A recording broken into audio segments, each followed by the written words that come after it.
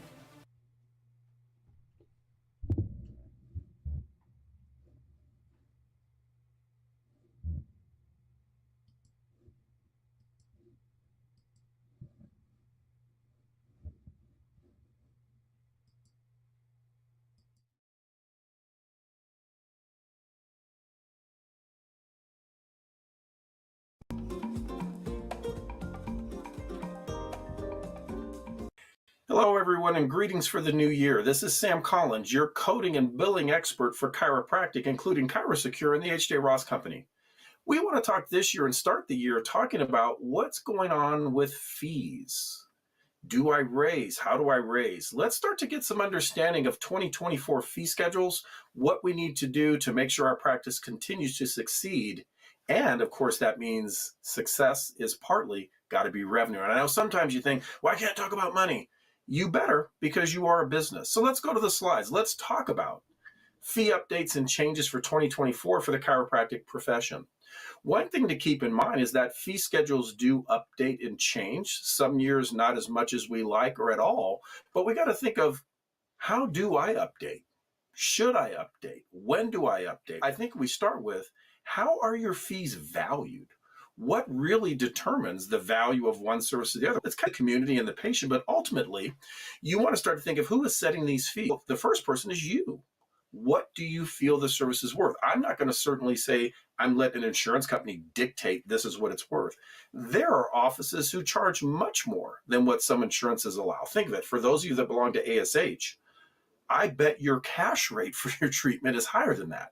Now, what's the trade-off is they're saying, we'll send you more people, but we'll pay you less money. So setting the fees comes down to you, but also who you belong to. There's also something called the relative value units, or RVUs. If you've attended a seminar with me, you've seen this, and it's updated for this year. You want to start to understand, how is it overseen? Every single CPT code, every single one, has a relative value. So if you could tell me the price of one service based on what that insurance pays for that one service, I can give you an idea or the amount that they will allow based on the relative value from another service. All these are simply comparisons of one service to another. This is set up and has been done by the federal government since the 80s. And what they do is they break down each and every code and base the relative value on several factors. The cost of the service generically, but also the cost of the provider of service, the cost of living adjustments that happen for your cost to run the office, cost of education, cost of supplies. A little bit of all that's put in there. And that's why these vary year to year. Don't think that if you have one from 5 years ago, it's the same today. In addition, though, of course, who's going to set those fees? Your contracts. If you belong to an HMO or a PPO, they're pretty much going to tell you this is what we allow, like maybe ASH, Optum Health, these types. One thing to keep in mind, though, have any of you ever dealt with how to properly get a raise and how to create value so you can? I had an office this year, actually a few, that got as much as a 50% increase from ASH. Why did that happen? They created a value. It's a way of setting yourself up to make sure they see the value, and they value you by increasing your rate to keep you in the system. Keep in mind, though, also what setting fees are deductibles.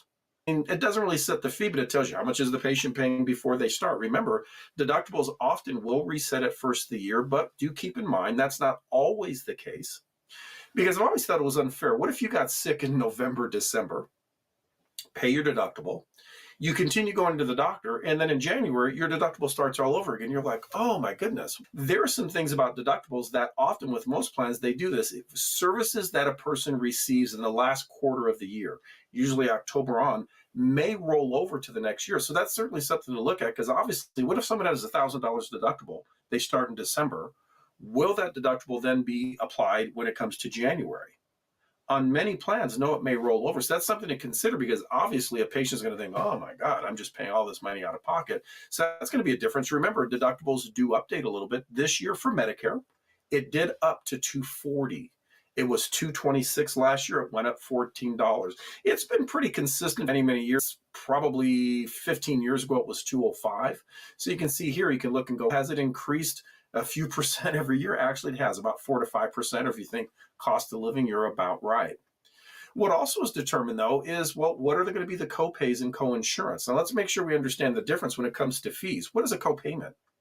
A co-payment is the amount a patient pays that's fixed. You belong to this insurance network with them. They have a $10 copay, let's say 20, whatever the case may be. It's fixed. It's always the same. Sometimes that copayment, though, could be a percentage based upon what services you build. But keep in mind, a copayment is always a fixed amount. It's going to be the same. Whereas a coinsurance is when you're not in network. Copay is in network. It's set, fixated. Co-insurance is when you're not in network. And this is something to keep in mind, that I've had some offices get themselves in trouble because what's going on is they're billing out an insurance $300. Let's face it, are there some plans, personal injury and others, they'll pay you $300 a visit? Of course, we love it. Bill it, get paid. But what about a person that you're not in their network? You bill $300 a visit, and that plan only pays you $100. How much does the patient owe? Well, that co-insurance would be $200. If you bill $300, you collect $300, unless you're in network and have a write-off. And there's the difference. Write-offs happen because you're in network, or maybe an occasional hardship. But keep in mind, when it comes to setting fees, let's not let our poor paying insurances set our fee, nor our best. Obviously, would we prefer to get $300 a visit? Sure, but is that reasonable for all plans? What my goal is always thinking of, what would you charge? What would someone patient pay for cash? My insurance fee should be in that range. Yeah, a little above 5 to 15%, but nonetheless above. The one exception, of course, for California providers, there is a provision for out-of-pocket that's different. But for everyone else, 5 to 15%. But do remember, all these things have to come into play. So what's going on with 2024? Is there really some big changes? Not really. Well, let's talk about it. Medicare fees, you'll notice, if you haven't already, if you're in our network, of course, contact me. I'll give you the updates there, of course, with work comp. There's not much of a change. In fact, the change actually was slightly lower. And of course, that's frustrating because Medicare fees already are the lowest. Well, why did they get lower when everything else has cost more? Thank Congress for that. Obviously, there's a lot of things nationally we deal with, from budgets for military to Medicare and all those things. And what's an easy one to cut? Payments to doctors. And so they did. That helps for them to balance the budget, which means you're going to see on the chiropractic end probably from a few pennies to maybe as much as 50 cents. And I've seen some areas as much as $1 per service. So now, is that a big, big change? No. But it's a change nonetheless. Does that mean you should be lowering fees to others? No, I never let Medicare fees necessarily dictate what I charge, because, of course, I may be lowering. In fact, if you look at Medicare fees today compared to 3 years ago, they're lower. They really are. Now, not by a ton, but lower. Therefore, I want to look at it from a standpoint of, okay, how do I make sure to use this? Now, particularly if you're in states like Michigan or Florida, there are plans there that simply just use 200% of Medicare and just say, here are the Medicare rates. This is the amount. This is what the patient pays. Bottom line, though, is we're not always in those states. But what about states that do have relative values that they convert? Like, by example, I haven't shown you the relative values yet, but by example, if you're in the state of Texas, for workers' comp, they simply take 64.83 and then multiply by the relative value. If you're in Connecticut, it's $51.50. I believe in Utah, it's $52. So there's a little bit of variation. Keep in mind, for Medicare, it's $33. Now, let's talk about this from the standpoint of the relative value. What they're doing is converting that. It's a fee comparison. If you have a code that's worth 0.75 and another code that says it's worth 1, that simply means that code is worth 25% more. So if I'm billing $75 for a service that's 0.75, when I bill for a service worth 1, what should be the fee? $100. Pretty straightforward. It's that easy when you look at relative values. In fact, you'll see this reflected in fees most often, particularly with work comp, Medicare, and others. And you'll notice if you look at the comparisons of this year compared to last year, you're going to notice, well, Sam, that's pretty flat. The 98940 and 41 stayed exactly the same. But then 4.2 and 4.3 dropped down by 1 percentage point. Does that make a major difference? No. But nonetheless, and it gives you this. I look at this, oh, well, wait a minute. If you'll notice, the fee for 98940 is 0.82 and 1.18. That means it's basically 36% higher. Or to make it simple, just think a third higher. This is why you'll notice, if you have a fee that's $50 for 98940, I can't tell you how often I've seen someone going, oh yeah, my 98940 is 50 and my 98941 is 60. And I go, why?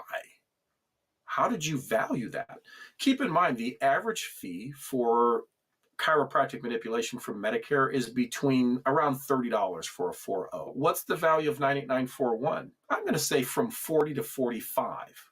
Now you may think, oh, that still doesn't seem that much, but keep in mind, let's just take double the Medicare rate. If the Medicare rate is 30, what's double that? 60. So what if your regular fee is 60? Notice when I double the rate of 40 to 45, that means it's 80 to 90. It's about a third higher. The number one area I find for network members, people who attend seminars, is not understanding that simple fact and way undervaluing their service. In other words, if I am billing you $55 for 98941, but I'm willing to pay $70, how much am I going to pay you? $55, what you billed me. So I want you to start to look at, when you're setting a fee, use as a barometer starting at 98940 and look at the relative price for other things. By example, have you ever looked at your difference of when you're billing a 99203, a simple mid-level exam, patient has a couple complaints, a little trauma. The value of that service, a 99203, is roughly 4 times the value of 98940. So I've seen this time and time again. Office charges $50 for a 4.0. Okay, fair, but on the low end, but fair. But yet their price for a 99203 is $90 or $100. I'm going, huh? You have a code that's worth 4 times the amount that you're charging 50% above. How did you come up with that? Most offices, I didn't know. Now, I'm not against you determining the fee the way you want it, but you may want to start to look at the value. Much if you own a house, when you go to sell it, do you just think, hey, I paid XYZ for it, I'm going to charge a little more? Or do you look at the neighborhood and determine, oh my God, the houses are selling for $1.5 million, even though I paid $400,000, I'm going to sell my house for $1.5 million because that's what it's worth. So start to think of, when you're looking at fees for this year, let's look at also the relative prices, but what price increases am I doing? If you're not increasing 1% or 2% a year, you're losing. Remember, your cost of living changes every year. Heck, it changes month to month for some of us. If you haven't raised your rates in a while, how are you making more money? Are you just saying the only way my practice can do better is I have to see more people? Nothing wrong with that. But I think for the most part, I found offices that I consult with directly, network members especially, they've undervalued. And you can simply increase your revenue by understanding the actual value of a service. By example, Medicare sets these fees, and who follows them? Everyone, in the sense of the percentages. Some states just use a percentage of Medicare. So start to look there and thinking, oh my God, I've way undervalued. I can't tell you how many times I find that. In fact, I find it 90% of the time. So I want you thinking of, how do I value a service? What is usual and customary for my area? Realize usual and customary is not always what you think, because what if you have people that are undervaluing the service in your area? Does that make it usual and customary? Not really. It just means you've got some people that do it. There's an area in San Diego that's one of the most expensive areas to live in the state, if not to mention the country. Lovely, beautiful area. Do you know the relative value in that area is not any different than any place else? But I find it has a lower value for usual and customary because there's a lot of quote unquote low-cost chiropractors there who charge $25 a visit. So it lowers everyone's prices. It's like the person who doesn't keep their house up, makes the whole neighborhood go down a little bit. Kind of the same idea. So be careful of just comparing your friends. Look at the real value. And remember, what is fair? What would I pay? What is the value of the service they're given? I have some offices that do all cash that charge a lot. Now, it's not for everyone, but do they have people come in? Yeah, because they get a really good service. I've never once picked a doctor because it was cheaper. Now, it's not to say I wouldn't want to be reasonable, but I want to go where I'm getting good care. So you got to think of, am I doing the 99-cent store of chiropractic, or am I doing a good value of service? By the way, there's nothing wrong with the 99-cent store, but how does that work? It's volume. And keep in mind, when it comes to setting a fee, can you have a dual fee? Now, I mentioned California, a little bit different, but every place else, no. Your fee is your fee. Again, can you have a small difference for paid time of service? 5 to 15%, sure. But not anything significant. Keep in mind, where people get confused, could you have multiple fees based on contracts, like your Medicare rate, your work comp rate, your Blue Cross rate? Sure, those are separate because they're contract. Outside of not contracting, remember, the patients pay the difference. So be careful. When you have a person you're not contracted with, and there's a balance due or not paid by the insurance, they have to pay that amount. We cannot simply write it off. That's considered fraud or inducement or giving the patient a gift. We can't give patients gifts. So bottom line is, start to really think of a fee. That's what we do with our services, with the network, with our seminars. If you haven't been familiar, get to the one first of the year. Let's go through all our views. Let's understand how to value it. What is your fee schedule for your state? Many of you go, oh, I don't know. That's what we do to help you. But how do you raise it? What do I do? Some of that's going to be based on patients. Should you inform them rates are going up? Sure. If you tell your patient, I'm raising my rates $20, most will go, wow. But what if you haven't raised your rates in 25 years? Trust me, some chiros haven't. $20 raise is not much. Can you imagine if you said, I'm going to sell my house for the same price I bought it 20 years ago? Would you do that? I bet your house price is at least doubled. So with patients, not to get them thrown off, you should be raising rates slightly every year. If you were to raise your rates $2 a year, after 10 years, it's 20 more. For many of you, that wouldn't be that big a deal. And that's reasonable. People understand costs. If you're not passing on, you're absorbing it. By example, what if you have credit card fees? What have you done to offset that? Obviously, we can't charge extra money percentage, but could you charge a service fee? Something to consider.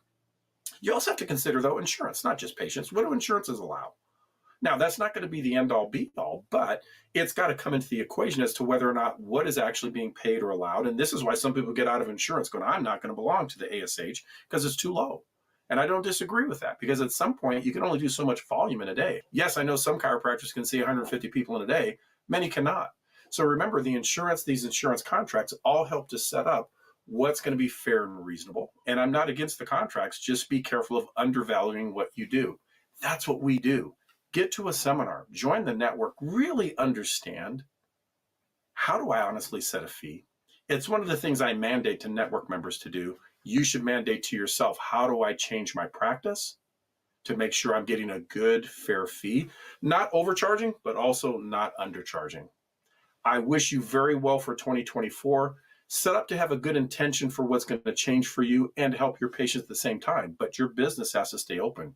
Your rent didn't decrease, I'm pretty sure. Take care, everyone. Until next time.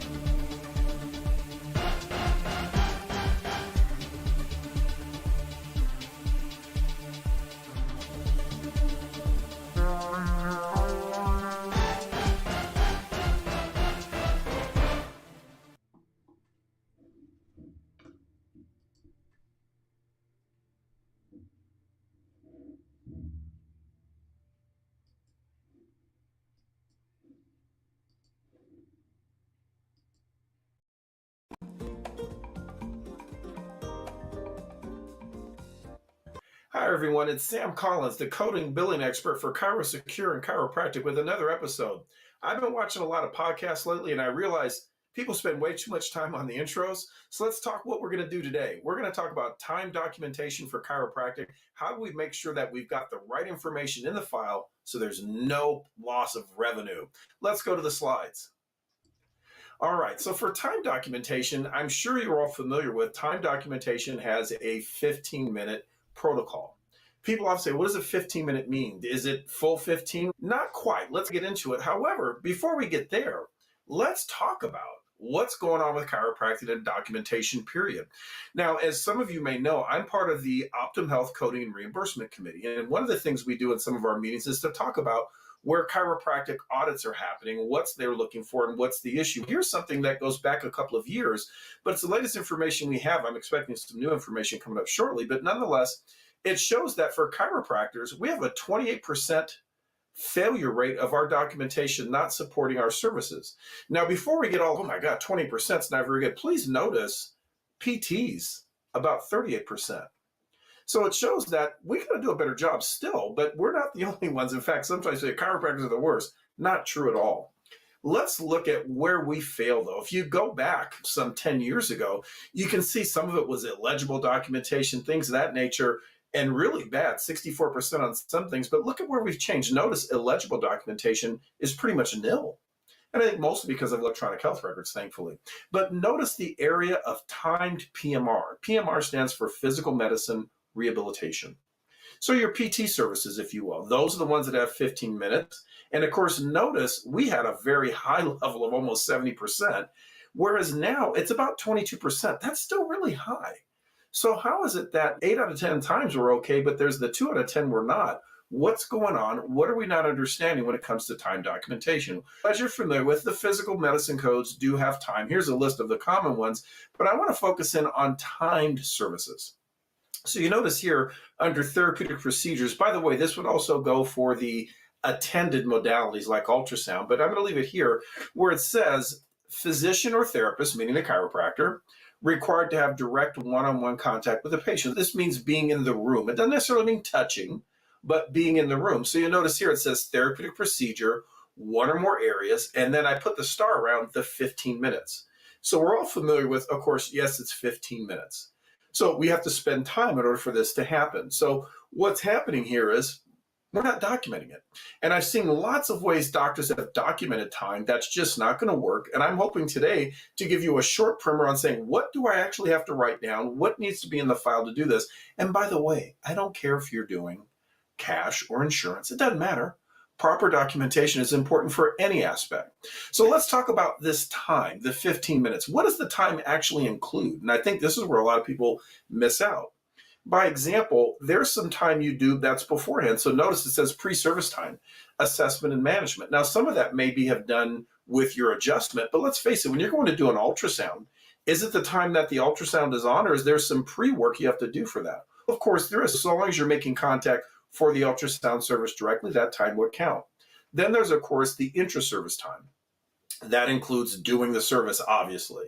But then notice post-service includes assessment of treatment effectiveness, taking a look at the area, making sure how the patient's feeling, realizing all of that is a component that's part of it. Now, once you move on to another service, no. But I want to highlight it's not just physically, okay, start, stop. Think of it in many ways. Have you ever had an hour massage and have gotten a full hour of massage, or is it around 50, 55 minutes? Because there's some work in between that the person's doing, of course. So this comes from what we call the 8-minute rule. And you'll see here it says unit number of minutes, and it talks about that the time of a 15-minute code actually does not need to be 15 minutes. For one unit, so long as you spend at least 8 minutes of time, you may bill a unit. So it's more than 50%. Now, where it gets tricky, that's easy enough. A lot of people wonder, good, so if I do one service at 8 minutes, if I do another service at 8 minutes, would that count as a unit? The answer to that would be no, because time is cumulative. Because notice, one unit can be 8 minutes, but as much as 22. The second unit doesn't begin until 8 minutes into the next unit, hence why it's 23, 15 plus 8. So in order to build 2 units, it has to be 23 minutes or 8 minutes into the second one. Or notice for 3 units, 8 minutes into the third, or 38. So let's make sure when you're documenting time services, you document how much time you're spending. The face-to-face time, that's a component of that service. That includes a little pre, intra, and post. Now, let's be careful. Don't tell me it took 10 minutes pre-service, but at the same token, 2 to 3 minutes would be probably pretty reasonable. So document that entire time. I think the difficulty is how do we make sure to document the time itself? Let me get one more factor out here, though. When we talk about time-based services, here at the bottom it says only one time-based service may be reported at a time, and it means that services are cumulative. So if I do 10 minutes of, say, exercise, and then 10 minutes of massage, just to say 2 services, what's my total time? 10 plus 10 is 20 minutes. Does that equal 2 units? You can see here, no, Sam, if I'm only doing 20 minutes, that's 1 unit. So can I not bill both? No, you cannot bill both. Now, the good news is you can bill one of them, and it's the one that's the more expensive of the 2, certainly one with higher RVU, but not both. But keep in mind, what if you did 11 minutes plus 12 minutes for a total of 23? Would that be appropriate to bill? The answer would be, yes, it would be. So again, just make sure we're documenting time. I think where we run into problems is what is acceptable. How do we document time? And I want to give you the definitive. This comes from the American Medical Association, American Physical Therapy Association, and adopted by the American Chiropractic Association. You can disagree with all these groups, but I'll tell you, frankly, I don't care, because that's the rule. Whether you agree or disagree with the speed limit, doesn't change the speed limit. So let's understand this is what we need to do. And if we disagree with it, I'd say let's work on making some changes. But until then, this is what we have to follow. So notice it gives two methods that are accepted. It says a specific number of minutes. So if you tell me, hey, I spent 15 minutes, 18 minutes, 22 minutes, perfectly acceptable. What you want to say is, I did 15 minutes of manual therapy, including deep tissues or soft tissue mobilization to the shoulder in deltoid and, let's say, infraspinatus. I don't know, I'm throwing out muscles. And I spent 15 minutes. Would that be adequate? Absolutely. Tell me the time, tell me the where. Or you can list from and to time. Now notice there's two options. You either put the exact number of minutes or you put from and to time. 9:30 to 9:45, by example. Now, some people wonder, is one better than the other? Technically, no. However, I've noticed a few carriers, particularly Anthem, appear to say they prefer from and to time. So if that's what someone prefers, and that's what's going to be the easiest path, why not just get in the habit of that? So when I'm teaching at chiropractic colleges now, I am telling them, just put from and to. Simpler. Now, technically, you can do either, but why not have both? And here's what I'll take away from it. Have you ever had what I call the 10-minute rule? When you go meet someone, they say, hey, man, meet me someplace. Oh, yeah, it takes 10 minutes. Do you ever notice it never takes 10 minutes? It's always like 20, because it's 10 minutes when things are perfect. There's no rain, there's no traffic, or whatever the case may be. So I would prefer to say, how much time did I actually spend? Because often when I think we put 10 minutes, did we really mean 10, or was it 12 or 13?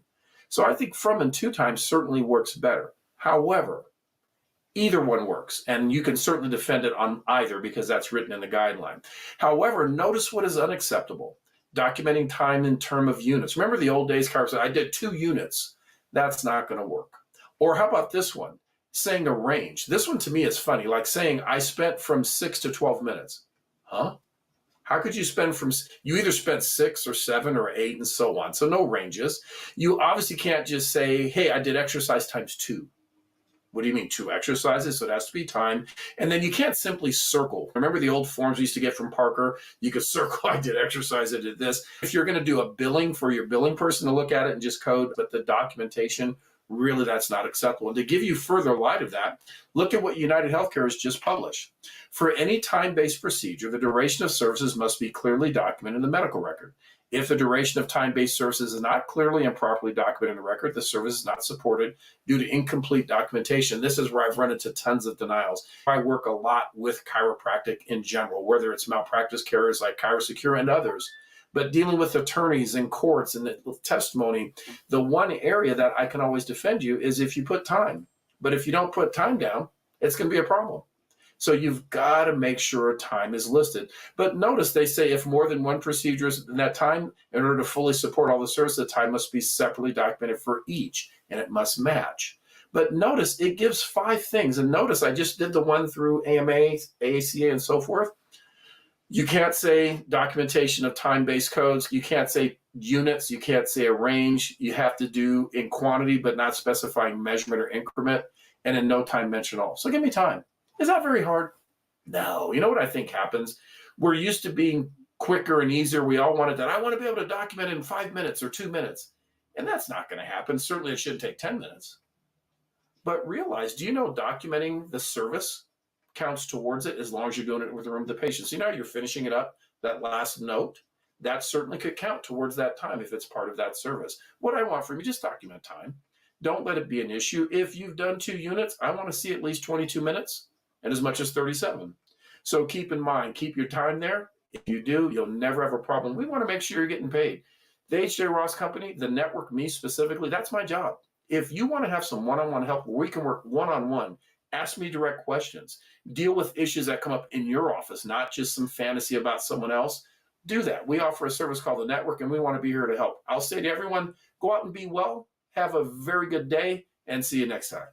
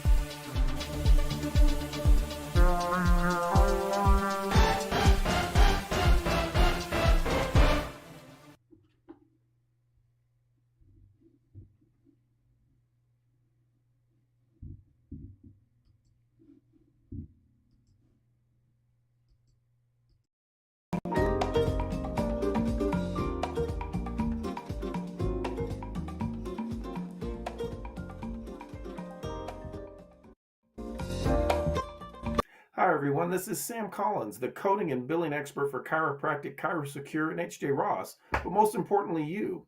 One of the issues I get asked to me all the time, we do seminars, I consult offices, they're always asking, hey, what's going on with the PPO rates? I've been part of ASH, I've been part of Optum, all these plans, and I've never gotten a raise. Is there anything that I can do to get a rate increase? Well, let's talk about that because certainly that can be pretty stagnant and be a practice killer if you're getting paid the same rates for a long time. So let's go to the slides. Let me give you a little primer on what to do because there is something you should be doing to help increase PPO rates. The first thing you have to do is kind of create a value proposition, if you will. You got to start to really look at how do I present my office in a way that they will start to understand the value of my services and can compensate us in that way. So I want you to write a unique value proposition that makes your practice stand out, not just because I've been in it a long time and you've got to increase my rates, cost of living, though that should be part of it. That's not going to be the only thing. Let's remember the insurance company kind of has the upper hand on us because they might say to you, well, look, we already have 25 providers. If you want to drop out, no big deal. We want to show that we have a unique value within the plan. What I would first look at is what is your tier status? Like, by example, if you're with ASH, are you a tier 6? That certainly gives you more leverage because you're considered one of their upper level providers, one that they don't have to monitor, one that is doing the right thing. So certainly that's something to point out is your status within that plan, how long you've been there. Your status been rising, particularly tier 6. I want you to look at also, though, writing up how many visit average you do. And this is something to look at. If you're a tier 6 or a high level, they're expecting that you're a provider that does not overutilize. You're not doing things that cause the practices to stand out, meaning treating everyone 50 visits, if you will. So you're showing, hey, I've got an average number that's reasonable. What is that number? Typically around 8. Now, keep in mind when I say thinking, oh my God, Sam, 8. Well, bear in mind, you're going to have some patients you will see 20 times. They've got a problem that does require it. However, that balances with patients that also need just 1 or 2 visits. So therefore, the average comes in there. And of course, a little bit based on diagnosis, but show that you get the protocol. The whole idea here is to give the patients the best value care, not overutilization or maintenance. And always consider what are the number of providers in the region. If you're in a very saturated area, obviously this doesn't help much, but you might point out your status in the area for the patients that come to you. But certainly, if you're in a more rural or an area that is somewhat underserved, that is going to help. And then I want you to also start to think of what are they paying and how does this work with existing contracts? I want you to look at some existing contracts to show them, hey, you're really undervaluing. By example, many chiropractors who are with American Specialty Health are getting paid the same rates they've been paid since the 90s, simply because they've just never raised them. And if you think of it, that rate of $26 is not even Medicare rates. So when you have a PPO that is below Medicare, I think to myself, give me a break. Medicare is that mandated fee, which is definitely low and should not be anywhere near a reasonable fee, but it's considered kind of that mandate. So I would use that. I would also use workers' compensation for that matter. Workers' comp in some states can be quite high. In Texas, that rate is almost double Medicare. In other states, probably 150%. And so you want to start to use that to show that in order for a practice to be viable, it has to be make a profit. We're not saying we need to gouge anyone, but we certainly have to be able to say if it cost us $30 to treat a patient, we can't make $30 on the visit and remain open. So you want to bring in, when you're writing this letter to them, if you will, in this proposal, all of these factors. And of course, inflation. I mean, let's face it, every year inflation has gone up. Everyone who works for the insurance company, I'm pretty sure, has gotten a raise over time. When's the raises for the doctors? And remember, your cost of practice over time has certainly increased. So we want to kind of use these 6 things to kind of set yourself up to make a request. This request is going to be in writing, send it to provider relations, and you want to make sure to put out your unique value proposition, meaning your value within the community, the number of patients. I would certainly love for you to add in there any type of testimonial or information from a patient about how you were able to help them. Not overdoing that, but doing a few certainly would be helpful because obviously an insurance company is there to satisfy their insureds. And if you're a provider that does that, obviously you're a more valued provider. So one of the ways I would frame this is starting to think of it in a way of how would I frame a letter? So here's kind of a suggestion. You might point out, I've been a panel provider since 1999. Some of you are going to have been that long. And you're going to point out, I support the development of managed care in chiropractic because I think it helps do standardized documentation, promote evidence-based care, and greater accessibility. We do realize we have to partner with that, and I get that. We do want to help to standardize to make sure that everyone's getting good care and getting the results that are expected. I'm all in. My concern is, in doing that, why are we getting paid the same amount of money for these number of years when there's all the cost increases? So we're showing we're a partner. We get it.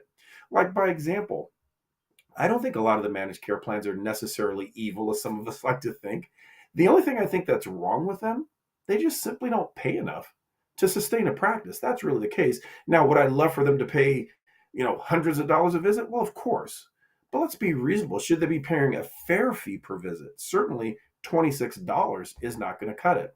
And you'll then point out there's been no significant change in the reimbursement from your plan. And I've been a member for decades or 10 years, whatever it is. These days, you have increased staff salaries, increased rent. We have to do multiple computers, electronic records. I mean, look at some of these places are requiring electronic billing. You have to do the internet connections, software contracts, multiple consultants to keep that because you have to maintain security. Think of the increased cost just from that, not to mention cost of living. You'll point out my overhead is nearly 4 times what it was when I enrolled with you. My average cost of seeing a patient is approximately 41 a visit. Imagine if your practice is costing 41 a visit when you count all your overhead. Think about it. What is that overhead? Your rent, phone, internet, staff, everything that runs the practice, cleaning service, all of that. If you're getting 41, well, wait a minute. If that's the cost and the reimbursement is 26 to 40, and that includes copayment, that's business suicide. Can you imagine? Oh, sure, I'm going to have a business that's costing me $41 a service and I'm getting paid $40. How long do you think you're going to stay open? Well, not long. So you're going to point out this level of reimbursement is not a sustainable model. And while being on the plan may create a greater volume of patients, there's a limitation to services that can be delivered in a day, which makes it a moot point. I mean, let's face it, you can always think of, oh, good, I've got an increase in patients, but how many people can you see per hour? At some point, that's finite. Therefore, that really doesn't matter. There's got to be some sort of increase. You'll point out, I note the rates for your insurance plan have increased to allow the plan to remain solvent and provide services that are reasonable. Like everything, do they not make raises on these insurance premiums every year? Now, if you think of it, why do they state that? Oh, because of the increased cost of healthcare. Okay, I'll go with that, except here's what I would point out. For chiropractic, has there been an increase in the result of healthcare? If they're paying us the same rate for the last 10 years, explain to me where the increase in rate is coming from. Now, if you want to talk drug usage or medical services, maybe that's different. And I will tell you, not even medical providers are getting paid more. Maybe it's the drugs, that part I'll give them. But what does that have to do with us? If your rates have come up, it's not because of the providers. It says here, providers are not part of the increased overhead due to the flat allowances that providers have had for over many years. It's unreasonable to assume providers must bear the increased costs with no consideration while the plan has increased their premiums and adjustments and pay to the employees of the plan. Everyone who works for the plan gets 2 to 3% a year. Where are we supposed to go? I mean, at some point, if you're getting paid the same thing, just looking at the cost of gas to go back and forth to work today is going to be unsustainable. And further, you'll point out, in my observation, providers of healthcare services are a cornerstone of the business and have been left out. I'm requesting you increase my per diem reimbursement be raised by a set number of dollars or percentage. This will allow me to continue to welcome these patients to my office for now and the future. Without an increase, it will require that I no longer may sustain this relationship as it is a sum negative, as would be the same for you if your costs were greater. We're trying to just point some logic here. And while I'm not expecting they're going to double our rates, would it be unreasonable to think a 10, 20% if you haven't had a raise in a while?